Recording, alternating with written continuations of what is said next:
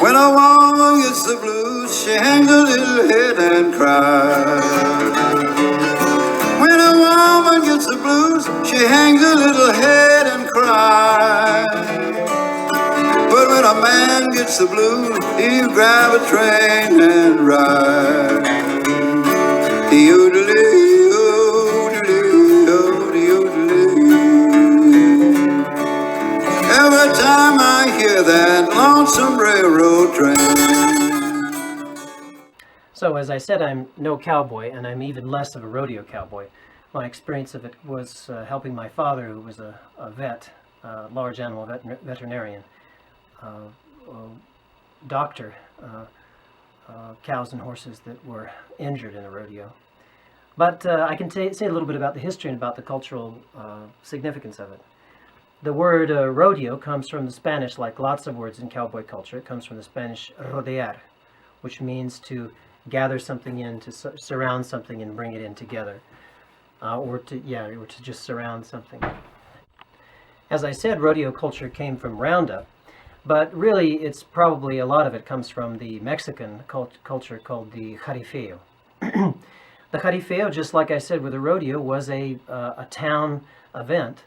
It was often held because Mexico is a Roman Catholic culture. It was often held on the feast day of the saint, of the patron saint of a town or the mission, and everyone would gather and do the similar kinds of tricks to what they do in the rodeo, except they're often a lot more festive.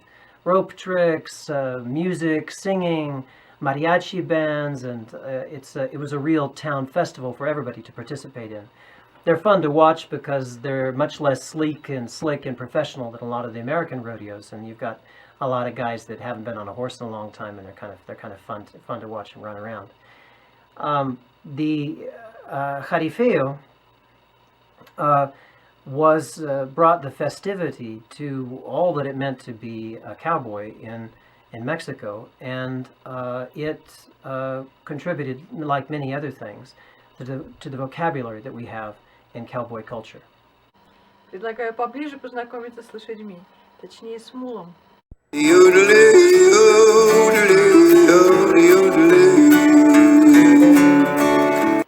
A big part of the cowboy culture is, of course, the horse. There's probably no part of the culture more important than the horse. And as I said, a lot of the tack, that is the implements that you use to put on a saddle and use to work with a horse and work with cows, comes from Mexico. It comes from the Spanish cowboy culture that preceded the American one.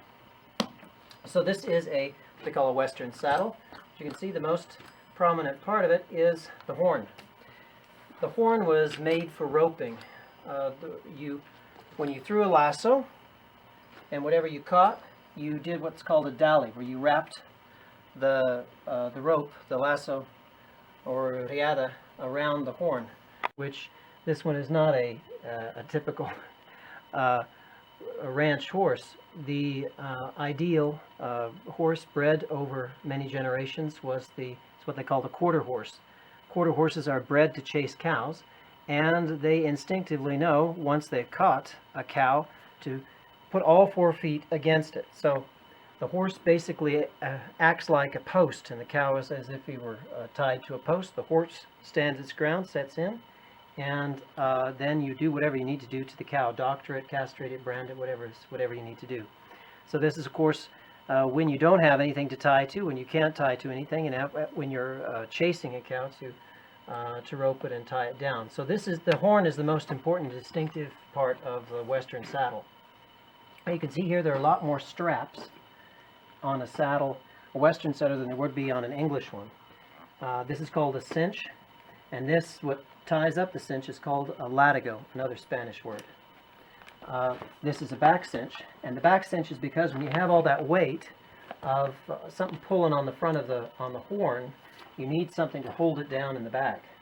This is quite an engineering piece, because basically it's not instinctive for a horse to have that pressure up against its belly. Usually we leave them quite loose, but because this is a mule, we've got them a little bit tighter.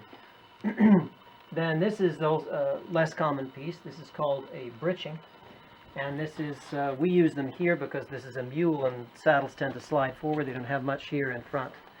and to hold the saddle back, but also if you, like we are in the mountains, as you've seen, where you're going up and down to keep your saddle from sliding forward. And this, in the opposite, is a breast collar, which is quite common to keep the saddle from going back. A lot more straps, a lot more base and support.